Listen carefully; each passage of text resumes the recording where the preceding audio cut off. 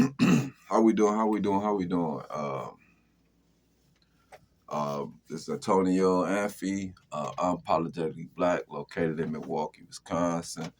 Um, but today I want to talk to you. I ask that you like and subscribe my page. Today I want to talk to you all about the lack of incentivization for black people or black male, especially to work.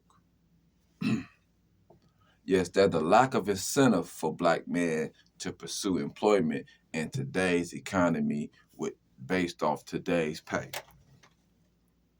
Yeah, he's saying, "Oh, we meet these brothers, they don't want to work."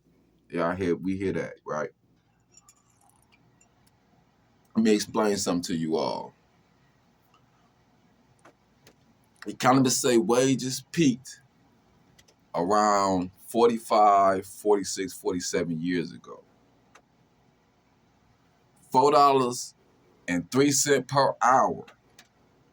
January 1973 has the same amount of buying power as $23.68 per hour today do.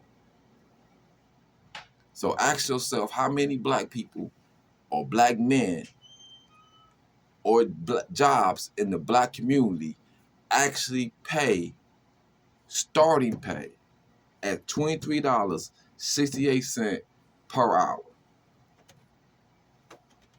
That will be considered a living wage, not many. We're fighting for $15 an hour right now when they saying that what would be equivalent to $4 an hour, 1973 is $23.68 per hour. That would equate to they saying that $161.20 paycheck had the same amount of buying power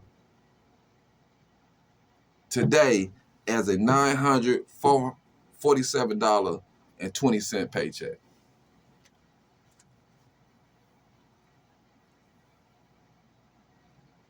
That's the difference. So when we talk about, oh yeah, my father raised a family on the household, paid all the bills. When we talk like that, we're talking about a whole nother time frame, a whole another economic condition that was created out of the big deal from the Roosevelt program. When Roosevelt created the big deal to help save white people from the Great Depression. So understand that black people didn't get finished with the civil rights movement, didn't get signed to 1968. So we was denied these jobs throughout majority of this time frame. So if labor peaked in 1973 and we wouldn't even allow access to this labor into the 70s,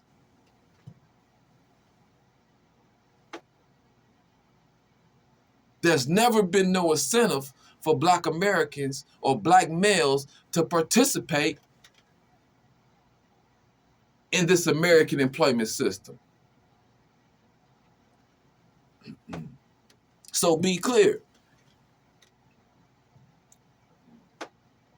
When you're looking at the average person in Milwaukee, average black male specifically makes about $29,000 a year, and he's allowed to be, after taxes and after child support, which is allowed to take another 30%. You're talking about someone who will be makes $18,000-$17,000 per year will bring home. So you're asking black men to work 40 hours a week to live below the poverty line. And you're wondering why your children are not motivated to follow in those footsteps.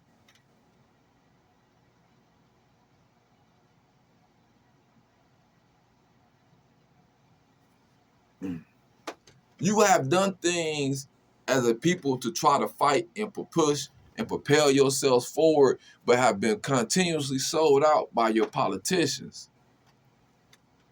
While you push for labor rights, breaks, things of that nature, they turned around and used those military breaks against you. So they tell you you have an unpaid break. This is why the average employee, labor wage employee, works 34 hours a week and not 40, because the breaks are considered unpaid. They disconclude that. Now you're no longer full-time, but you're part-time work now. You're considered part-time labor because you work less than 40 hours a week. But guess what? The time you spent away from your family did not change. The amount of work you actually contribute to the company did not change. It actually increased with productivity, but with the amount of time you was being paid for to be there and away from your family, that decreased. Not only did that decrease, they was able to label you as part-time, and that made them able to take away benefits. That's a whole nother portion of your pay that disappeared that we don't even recognize. That equal to somewhere around 30 to 40% of a person pay was the benefits, health, mental, dental. That was a large portion of the reason why people joined those jobs, because they could pay for their family and provide for their family off of the paycheck, and the benefits would allow them to provide the health care and other things necessary for their family. All those things left. What is the incentive? What is the incentive for Black men to participate in the job market, continuously labor to build their oppressors' empire up, gaining no equity while remaining in poverty? I'm just curious, what is the incentive of sacrificing who you is, your life, your time, your body, to live in poverty?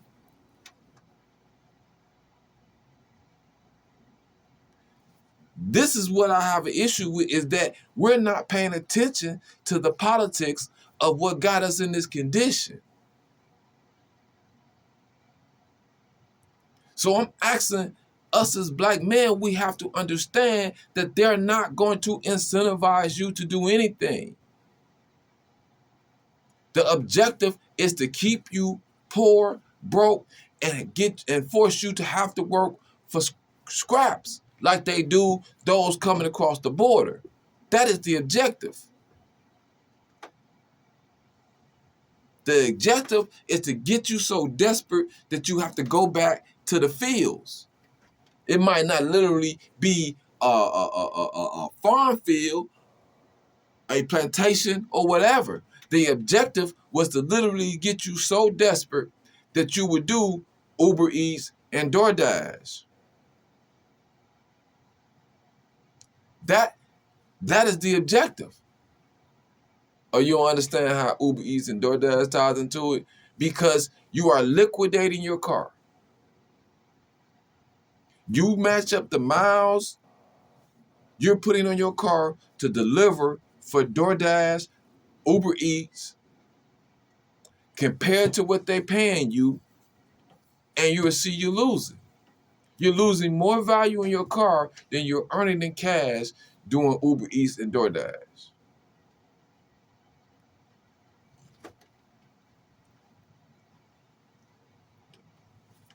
But the progress was to force you so far into poverty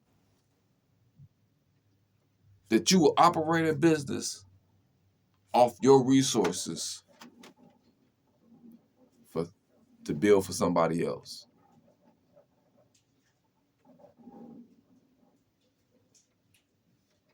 So, what we have to understand is that the motivation and incentivization for the youth to take on our traditional forms of employment doesn't exist. You know, our youth have looked at the generation before them work and live check to check just to pay bills. They have watched that, and they have watched the grandparents who might have been the most stable or been the person they had to go through to get the shoes or whatever, right? Not even be able to live life, not have enough money to leave her house. She might have the nice house, but she don't have enough money to go and experience and travel and live life in her retired age.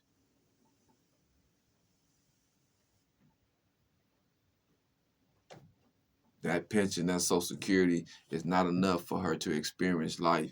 So, um, yeah, you're not going to continuously be able to motivate people to go through that endless cycle of going to school, working to stay in poverty, then living off a pension, waiting to die. At some point, you're going to have to actually make the so-called American dream of ownership a possibility for black men. But really, black men have to take a position of ownership in America. We have to claim our position of ownership. So my next podcast will be about my strategy for us to create and shape our own community. It will be an initiative. I will be calling on all black men in Milwaukee to step up. Um, so that will be on my next podcast. I will launch that. That'll be a 50-man initiative. So tune in for that. That's on my next podcast.